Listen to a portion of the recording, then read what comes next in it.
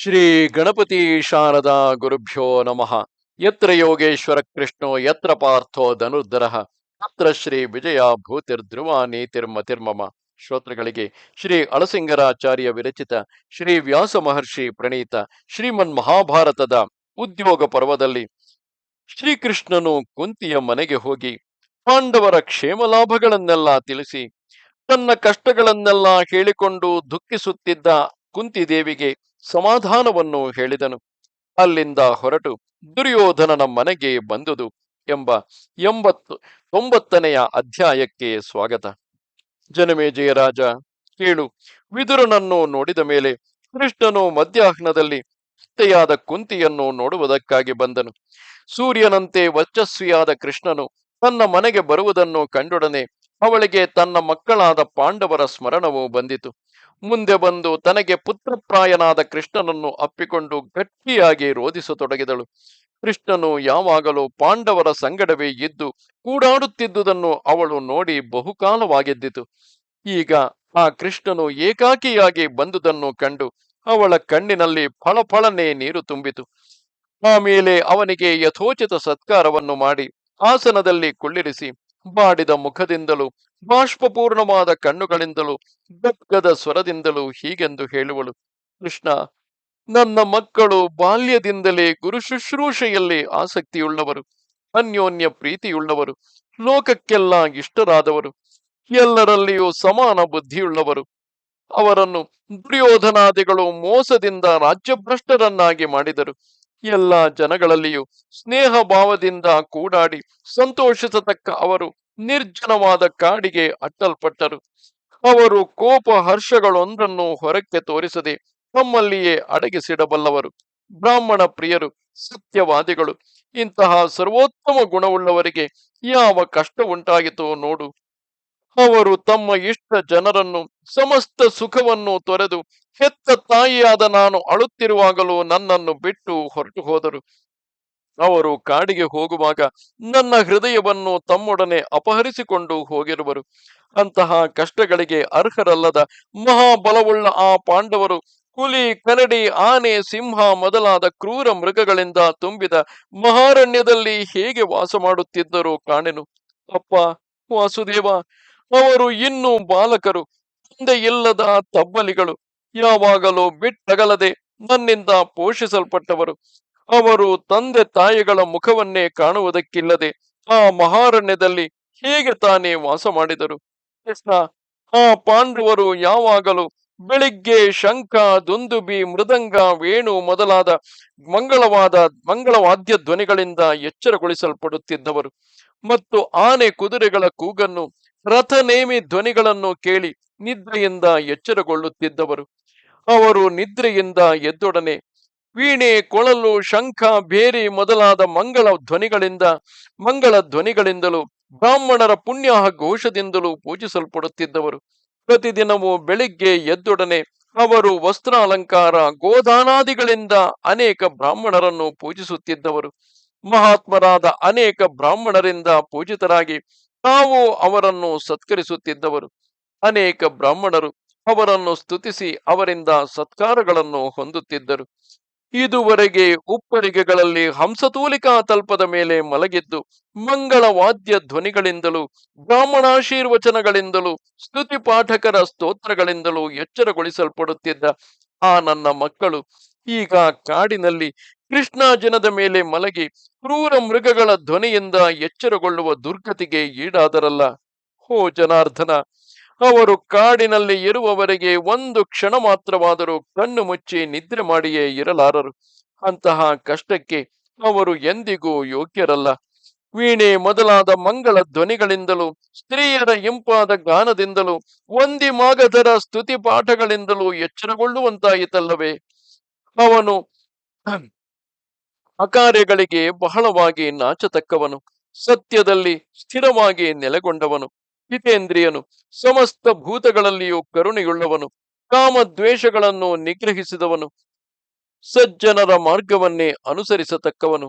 ಅಂಬರೀಷ, ಮಾಂಧಾತೃ, ಯಯಾತಿ, ನಹುಷ, ಭರತ, ದಿಲೀಪ, ಶಿಬಿ ಮೊದಲಾದ ಪುರಾತನ ರಾಜರ್ಷಿಗಳು ಹೇಗೋ ಹಾಗೆ ದುರ್ಭರವಾದ ರಾಜ್ಯಭಾರವನ್ನು ವಹಿಸಬಲ್ಲವನು. ಸುಗುಣಗಳಿಂದಲೂ ಸಚ್ಚರಿತ್ರಗಳಿಂದಲೂ ಕೂಡಿದವನು, ಧರ್ಮಜ್ಞನು, ಸತ್ಯ ಪ್ರತಿಜ್ಞೆಯುಳ್ಳವನು, ತ್ರೈಲೋಕ್ಯಕ್ಕೂ ಅರಸನಾಗಿ ಆಳತಕ್ಕ ಶಕ್ತಿಯುಳ್ಳವನು, ಶುದ್ಧವಾದ ಸುವರ್ಣದಂತೆ ಮುಖಕಾಂತಿಯುಳ್ಳವನು, ಧರ್ಮದಿಂದಲೂ ಶಾಸ್ತ್ರಜ್ಞಾನದಿಂದಲೂ ಕುರುವಂಶಕ್ಕೆಲ್ಲ ಮೇಲೆನಿಸಿಕೊಂಡವನು, ಅಜಾತ ಶತ್ರುವೆನಿಸಿಕೊಂಡವನು, ಕೇವಲ ಧರ್ಮಮೂರ್ತಿಯಂತೆ ಇರುವನು. ಕೃಷ್ಣ, ಆ ಯುಧಿಷ್ಠಿರನು ಈಗ ಯಾವ ಸ್ಥಿತಿಯಲ್ಲಿ ಇರುವನು?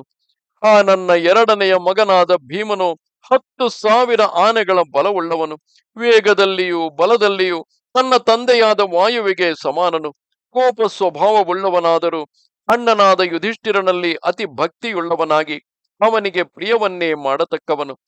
ಕೀಚಕನನ್ನು ಅವನ ಸಮಸ್ತ ಜ್ಞಾತಿಗಳೊಡನೆ ಕೊಂದವನು, ಕ್ರೋಧವಶರೆಂಬುವರನ್ನು, ಹಿಡಿಂಬನನ್ನು, ಬಕನನ್ನು ಸಂಹರಿಸಿದವನು, ಪರಾಕ್ರಮದಲ್ಲಿ ಇಂದ್ರನಿಗೂ ಕೋಪದಲ್ಲಿ ಕಾಲರುದ್ರನಿಗೂ ಸಾಟಿಯಾದವನು. ಅಂಥವನು ಈಗ ಅಣ್ಣನ ಆಜ್ಞೆಗೆ ಬದ್ಧನಾಗಿ ತನ್ನ ಕೋಪವನ್ನು, ತನ್ನ ಬಲವನ್ನು, ತನ್ನ ಹಠವನ್ನು ಅಡಗಿಸಿಕೊಂಡು ಕೇವಲ ಜಿತೇಂದ್ರಿಯನಂತೆ ಶಾಂತನಾಗಿರುವನು. ತೇಜೋ ರಾಶಿ ಎನಿಸಿಕೊಂಡು ಹೆಸರಿನಲ್ಲಿ ಮಾತ್ರವಲ್ಲದೆ ನೋಟಕ್ಕೂ ಭೀಮನು. ಅಂತಹ ವೃಕೋದರನು ಈಗ ಹೀಗಿರುವನು. ನನ್ನ ಮೂರನೆಯ ಮಗನಾದ ಅರ್ಜುನನು ಮಹಾಬಲಾಢ್ಯನು. ಆ ಅರ್ಜುನನು 2 ತೋಳುಗಳುಳ್ಳವನಾದರೂ 1000 ತೋಳುಗಳುಳ್ಳ ಗತಿಸಿದ ಕಾರ್ತವೀರ್ಯಾರ್ಜುನನೊಡನೆ ಹೋರಾಡುವ ವೀರ್ಯೋತ್ಸಾಹವುಳ್ಳವನು. ಒಂದೇ ಕೈಯಾಟಕ್ಕೆ 500 ಬಾಣಗಳನ್ನು ಪ್ರಯೋಗಿಸತಕ್ಕವನು. ಶಸ್ತ್ರಾಸ್ತ್ರ ವಿದ್ಯೆಗಳಲ್ಲಿ ಕಾರ್ತವೀರ್ಯನಿಗೆ ಸಮಾನನು. ತೇಜಸ್ಸಿನಲ್ಲಿ ಸೂರ್ಯನಿಗೂ, ಇಂದ್ರಿಯ ಜಯದಲ್ಲಿ ಮಹರ್ಷಿಗಳಿಗೂ, ತಾಳ್ಮೆಯಲ್ಲಿ ಭೂಮಿಗೂ, ಪರಾಕ್ರಮದಲ್ಲಿ ಮಹೇಂದ್ರನಿಗೂ ಸಮಾನನು. ಅವನು ತನ್ನ ಪರಾಕ್ರಮದಿಂದ ಅತಿ ಪ್ರಸಿದ್ಧಗಳಾದ ಅನೇಕ ಸಾಮ್ರಾಜ್ಯಗಳನ್ನು ಕೌರವರಿಗಾಗಿ ತಂದು ಸೇರಿಸಿದವನು. ಪಾಂಡವರೆಲ್ಲರೂ ಅವನ ಬಾಹುಬಲವನ್ನೇ ನಮಗೆ ಬೆಂಬಲವಾಗಿ ನಂಬಿರುವರು. ರಥಿಕರಲ್ಲಿ ಮೇಲೆನಿಸಿದ ಆ ಅರ್ಜುನನನ್ನು ಯುದ್ಧದಲ್ಲಿ ಎದುರಿಸಿದವನು ಯಾವನು ಇದುವರೆಗೆ ಬದುಕಿ ಹಿಂತಿರುಗಿ ಹೋಗಲಿಲ್ಲ. ಬೇರೊಬ್ಬರಿಂದ ಜಯಿಸಲ ಸಾಧ್ಯನಾಗಿ ತಾನು ಎಲ್ಲರನ್ನೂ ಜಯಿಸಬಲ್ಲವನಾದುದರಿಂದಲೇ ಜಿಷ್ಣುವೆಂದು ಹೆಸರುಗೊಂಡವನು. ದೇವತೆಗಳಿಗೆಲ್ಲ ಮಹೇಂದ್ರನಂತೆ ಪಾಂಡವರಿಗೆಲ್ಲ ಆಶ್ರಯನಾಗಿ ನಿನಗೆ ಮಿತ್ರನು, ಭ್ರಾತೃವೂ ಆದ ಆ ಧನಂಜಯನು ಈಗ ಹೇಗಿರುವನು? ಮಾದ್ರಿ ಕುಮಾರರಾದ ಆ ಸಹದೇವನು ಸರ್ವಭೂತ ದಯಾಪರನು, ಲಜ್ಜಾಶೀಲನು, ಮಹಾಸ್ತ್ರಗಳನ್ನು ಬಲ್ಲವನು, ಮೃದು ಸ್ವಭಾವವುಳ್ಳವನು, ಸುಕುಮಾರನು, ಧಾರ್ಮಿಕನು, ನನಗೆ ಅತ್ಯಂತ ಪ್ರೇಮ ಪಾತ್ರನು, ಮಹಾ ಧನುರ್ಧಾರಿ ಎನಿಸಿದ ಶೂರನು. ಆತನು ತನ್ನ ಅಣ್ಣಂದಿರನ್ನೆಲ್ಲ ಭಕ್ತಿಯಿಂದ ಉಪಚರಿಸತಕ್ಕವನು. ಅವನ ನಡತೆಯನ್ನು ಅವನ ಸಹೋದರರೆಲ್ಲ ಯಾವಾಗಲೂ ಕೊಂಡಾಡುತ್ತಿರುವರು. ಅಣ್ಣಂದಿರ ಪುರೋವೃದ್ಧಿಯನ್ನೇ ಬಯಸುವವನಾಗಿ ನನ್ನಲ್ಲಿ ಮಾತೃವಾತ್ಸಲ್ಯದಿಂದಿರುವ ಆ ಸಹದೇವನ ಸಂಗತಿಯೇನು ಹೇಳು? ಆ ನಕುಲನು ಬಹಳ ಸುಕುಮಾರನಾದ ತರುಣನು, ಶೂರನು, ಸುಂದರನು, ತನ್ನ ಸಹೋದರರಿಗೆಲ್ಲ ಹೊರಗಿನ ಪ್ರಾಣದಂತಿರುವವನು, ವಿಚಿತ್ರವಾಗಿ ಯುದ್ಧ ಮಾಡತಕ್ಕವನು, ಮಹಾ ಧನುರ್ಧರನು, ಮಹಾಬಲಾಢ್ಯನು. ಬಾಲ್ಯದಿಂದಲೂ ನನ್ನಿಂದ ಸುಖವಾಗಿ ಬೆಳೆಸಲ್ಪಟ್ಟ ಆ ನಕುಲನ್ನು ಕ್ಷೇಮದಿಂದಿರುವನೇ? ಸುಖಾರ್ಹನಾದ ಆ ನಕುಲನನ್ನು ನಾನು ತಿರುಗಿ ಎಂದಾದರೂ ಈ ಕಣ್ಣಿಂದ ನೋಡುವೆನೆ? ಮುಂದೆ ಹಿಂದೆ ನಾನು ಎವೆಹಾರುವಷ್ಟು ಹೊತ್ತು ಕೂಡ ಆ ನಕುಲನನ್ನು ಕಾಣದಿದ್ದರೆ ಭಯದಿಂದ ತತ್ತಳಿಸುತ್ತಿದ್ದೆನು. ಈಗ ನಾನು ಅವನನ್ನು ಅಗಲಿಯೂ ಇಷ್ಟು ದಿನಗಳವರೆಗೂ ಬದುಕಿರುವೆನು ನೋಡು. ಕೃಷ್ಣ, ಆ ಮಕ್ಕಳ ಸಂಗತಿಯು ಹಾಗಿರಲಿ. ದ್ರೌಪದಿಯು ನನಗೆ ಎಲ್ಲಾ ಮಕ್ಕಳಿಗಿಂತಲೂ ಹೆಚ್ಚು ಪ್ರಿಯತಮಳು. ಒಳ್ಳೆಯ ಕುಲದಲ್ಲಿ ಜನಿಸಿದವಳು, ರೂಪ ಸಂಪನ್ನಳು, ಸಮಸ್ತ ಸದ್ಗುಣಗಳಿಂದ ಕೂಡಿದವಳು. ಹೊಟ್ಟೆಯಲ್ಲಿ ಹುಟ್ಟಿದ ಮಕ್ಕಳಿಗಿಂತಲೂ ಪತಿಗಳನ್ನೇ ಹೆಚ್ಚಾಗಿ ಪ್ರೀತಿಸತಕ್ಕವಳು, ಸತ್ಯವಾದಿನಿ. ತನ್ನ ಪ್ರಿಯ ಪುತ್ರರನ್ನು ಅಗಲಿ ಪತಿಗಳನ್ನೇ ಅನುವರ್ತಿಸುತ್ತಿದ್ದವಳು, ಉತ್ತಮ ಕುಲದವಳಾಗಿ ಸಮಸ್ತ ಕಾಮಗಳಿಂದಲೂ ಸತ್ಕರಿಸಲ್ಪಡುತ್ತಿದ್ದವಳು.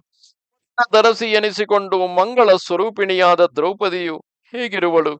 ಅಗ್ನಿ ಸಮಾನರು, ಶೂರರು, ಶಸ್ತ್ರಧಾರಿಗಳು, ಮಹಾಧನುರ್ಧರರು ಆದ ಅಂತಹ 5 ಮಂದಿ ಪತಿಗಳನ್ನು ಪಡೆದು ಅವಳು ಅನೇಕ ದುಃಖಗಳಿಗೆ ಗುರಿಯಾದಳು. ತನ್ನ ಪುತ್ರರನ್ನು ಅಗಲಿ ಹೋದ ಆ ದ್ರೌಪದಿಯನ್ನು ಕಳೆದ 14 ವರ್ಷಗಳಿಂದ ಕಣ್ಣಿಂದ ನೋಡುವುದಕ್ಕೂ ನನಗೆ ಭಾಗ್ಯವಿಲ್ಲದಂತಾಯಿತು.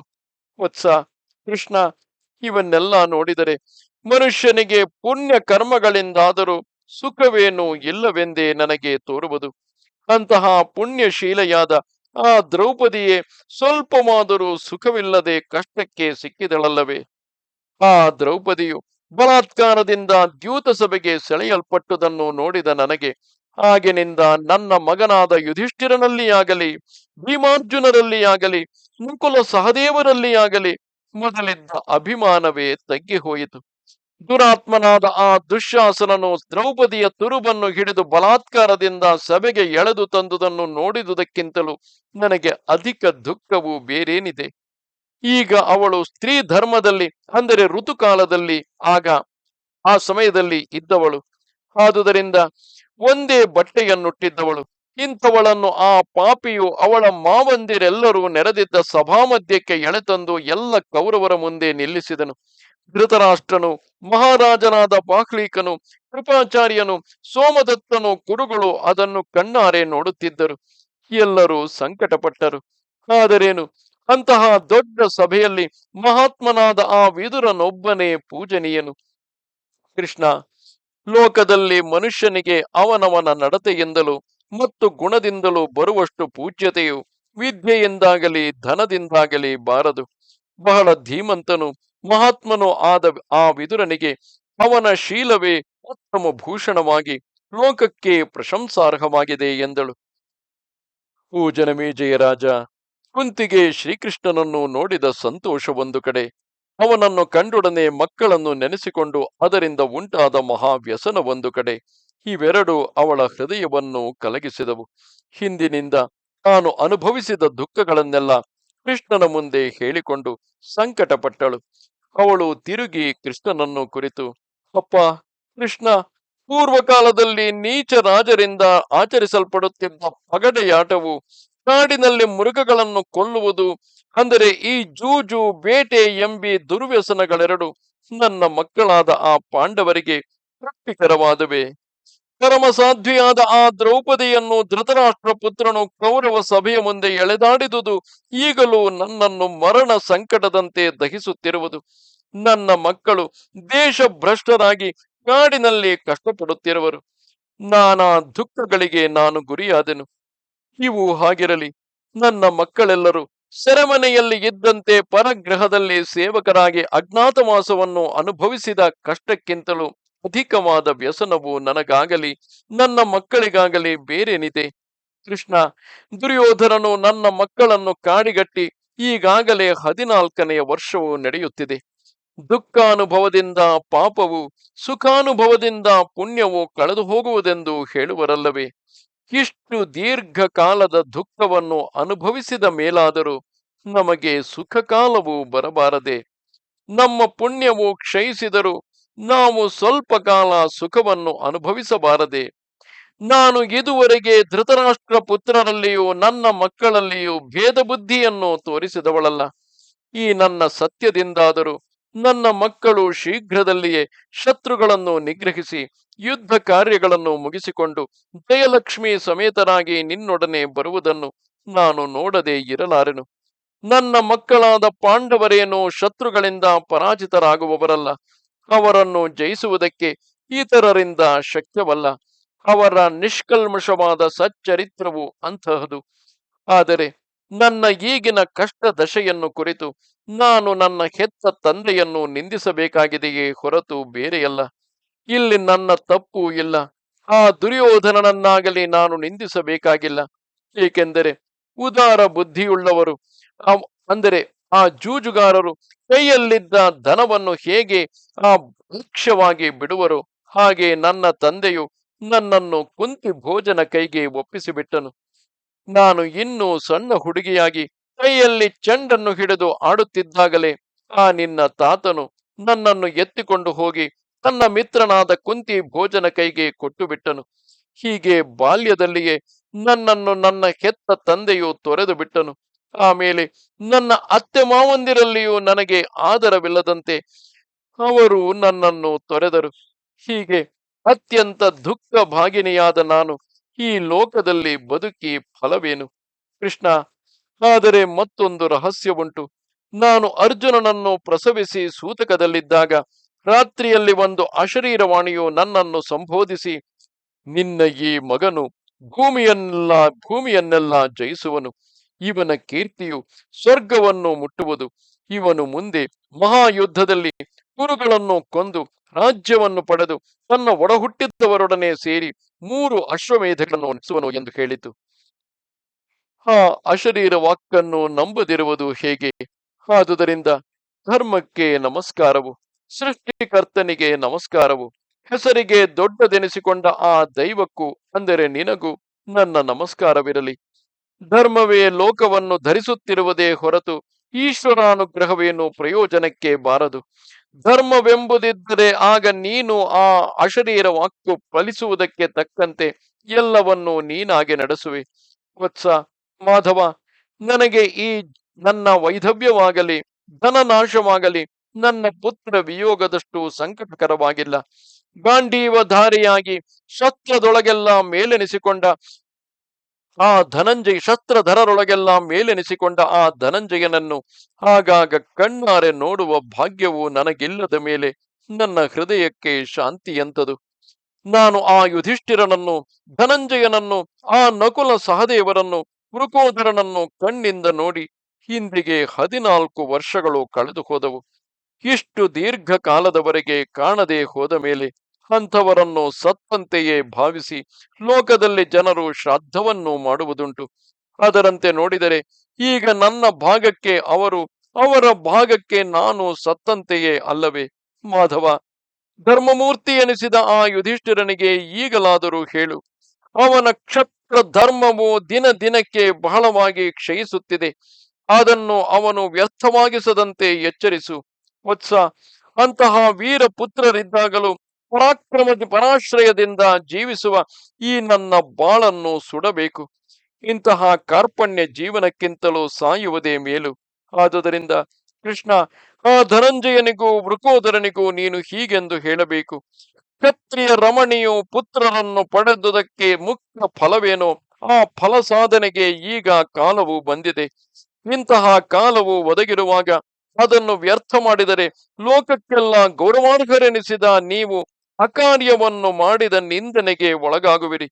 ಅಂತಹ ದೋಷ ಭಾಗಿಗಳಾಗುವ ನಿಮ್ಮನ್ನು ನಾನು ಎಂದೆಂದಿಗೂ ತೊರೆದಂತೆಯೇ ಕಾಲವು ಬಂದಾಗ ಪ್ರಾಣವನ್ನಾದರೂ ಕಳೆಯುವುದಕ್ಕೆ ಸಿದ್ಧನಾಗಿರಬೇಕಾದುದು ಧರ್ಮವು ಎಂದು ಆ ಭೀಮಾರ್ಜುನರಿಗೆ ನನ್ನ ಮಾತಿನಿಂದ ತಿಳಿಸು.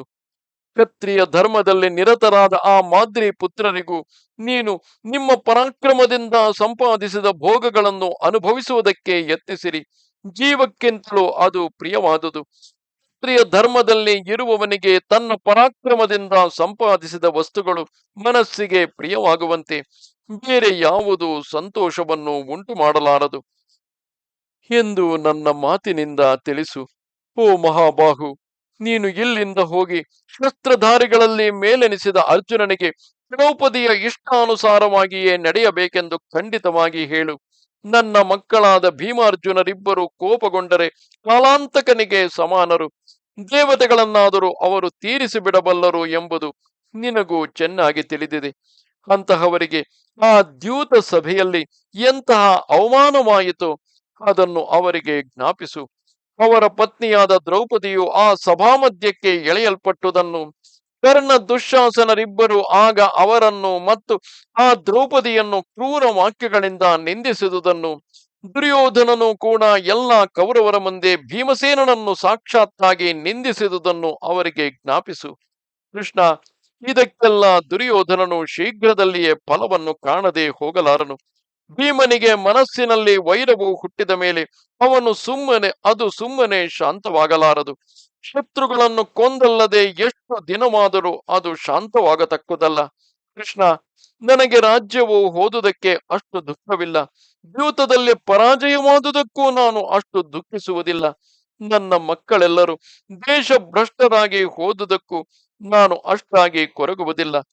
ಆ ದ್ರೌಪದಿಯು ರಜಸ್ವಲೆಯಾಗಿರುವ ಕಾಲದಲ್ಲಿ ಏಕವಸ್ತ್ರಧಾರಿಣಿಯಾದ ಆಕೆಯು ರಾಜಸಭಾ ಮಧ್ಯಕ್ಕೆ ಸೆಳೆಯಲ್ಪಟ್ಟು ಅಲ್ಲಿ ಕರ್ಣ ದುಶ್ಯಾಸನಾದಿಗಳು ಕುರಿತು ಹೇಳಿದ ದುಃಖಕರವಾದ ಮಾತುಗಳನ್ನು ಕೇಳುತ್ತಿದ್ದಳಲ್ಲವೇ? ಅಷ್ಟು ಮಂದಿ ನಾಥರು ಪ್ರತ್ಯಕ್ಷದಲ್ಲಿ ಇದ್ದರೂ ಅನಾಥೆಯಂತೆ ಅವಳು ಆ ಮಾತುಗಳನ್ನು ಕೇಳಬೇಕಾಯಿತು. ಅವಳಿಗೆ ಆಗ ಯಾರೂ ದಿಕ್ಕಿಲ್ಲದಂತಾಯಿತು. ಇದಕ್ಕಿಂತ ನನಗೆ ಹೆಚ್ಚು ದುಃಖಕರವಾದುದು ಏನಿದೆ? ಮಧುಸೂದನ, ಮಕ್ಕಳೊಂದಿಗಳಾದ ನನಗೆ ಪುರುಷೋತ್ತಮನಾದ ನೀನು, ಬಲಶಾಲಿಗಳಲ್ಲಿ ಮೇಲೆನಿಸಿದ ಬಲರಾಮನು, ಮಹಾರಥನೆನಿಸಿದ ಪ್ರದ್ಯುಮ್ನನು, ಬಂಧುಗಳಾಗಿ ಕಷ್ಟ ಕಾಲದಲ್ಲಿ ನೀವೆಲ್ಲರೂ ನನಗೆ ದಿಕ್ಕಾಗಿದ್ದು, ಲೋಕೈಕ ವೀರರೆನಿಸಿದ ಆ ಭೀಮಾರ್ಜುನರಿಬ್ಬರು ಇನ್ನೂ ಬದುಕಿರುವಾಗಲೇ ನನಗುಂಟಾದ ಈ ದುಃಖವನ್ನು, ದುರವಸ್ಥೆಯನ್ನು ನೋಡಿದೆಯಾ ಎಂದಳು. ಜನಮೇಜಯ ರಾಜ ಹೀಗೆ ಪುತ್ರರನ್ನು ಅಗಲಿ ವ್ಯಸನದಿಂದ ಗೋಳಿಡುತ್ತಿರುವ ಅತ್ತೆಯಾದ ಕುಂತಿಯನ್ನು ಕೃಷ್ಣನು ಎಷ್ಟೋ ವಿಧದಿಂದ ಸಮಾಧಾನಗೊಳಿಸಿದನು. ಅವಳಿಗೆ ಅರ್ಜುನನಂತೆ ಪುತ್ರವಾತ್ಸಲ್ಯಕ್ಕೊಳಗಾದ ವಾಸುದೇವನು ಅವಳನ್ನು ಕುರಿತು, ಅಮ್ಮ, ಲೋಕದಲ್ಲಿ ನಿನಗೆ ಸಾಟಿಯಾದ ಉತ್ತಮ ಸ್ತ್ರೀಯು ಬೇರೆ ಯಾವಳುಂಟು? ಶೂರಸೇನ ರಾಜನ ಮಗಳಾಗಿ ಹುಟ್ಟಿ ಅಜಮೀಢ ವಂಶವನ್ನು ಸೇರಿದೆ. ಹೀಗೆ ಉತ್ತಮ ಕುಲದಲ್ಲಿ ಹುಟ್ಟಿ ಉತ್ತಮ ಕುಲವನ್ನೇ ಸೇರಿದ ನೀನು ಒಂದು ಮಡುವಿನಿಂದ ತೆಗೆದು ಮತ್ತೊಂದು ಮಡುವಿನಲ್ಲಿ ಇಡಲ್ಪಟ್ಟ ಕಮಲ ಲತೆಯಂತೆ ಲೋಕಕ್ಕೆಲ್ಲ ಪ್ರಶಂಸಾರ್ಹಳಾಗಿರುವೆ. ಸಮಸ್ತ ಭಾಗ್ಯಕ್ಕೂ ಪುಣ್ಯಕ್ಕೂ ಭಾಗಿ ಎನಿಸಿದ ನೀನು ನಿನ್ನ ಪತಿಯಿಂದ ವಿಶೇಷ ಸತ್ಕೃತಳಾಗಿ ವೀರಪತ್ನಿ ಎನಿಸಿಕೊಂಡೆ. ಅನೇಕ ವೀರಪುತ್ರರನ್ನು ಪಡೆದು ವೀರಮಾತೆ ಎನಿಸಿದೆ. ನಿನ್ನಲ್ಲಿ ಸಮಸ್ತ ಸದ್ಗುಣಗಳು ತುಂಬಿರುವವು. ಹೀಗಿರುವಾಗ ಸುಖ ದುಃಖಗಳೆರಡನ್ನು ಸಮಾನವಾಗಿ ಭಾವಿಸತಕ್ಕ ಮಹಾಪ್ರಾಜ್ಞಳಾದ ನೀನು ಹೀಗೆ ದುಃಖಿಸುವುದೆಂದರೇನು?